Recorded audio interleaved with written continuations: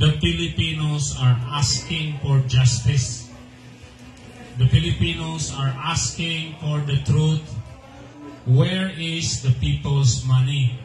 As we have observed in the Senate, led by Senator Rodante Marcolita, he was trying to expose what's going on with the flood control projects in Manila.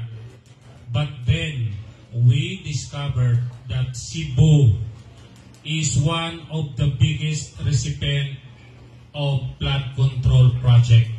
So we, as a group of citizens, we studied the last 6 years of DPWH project in Cebu.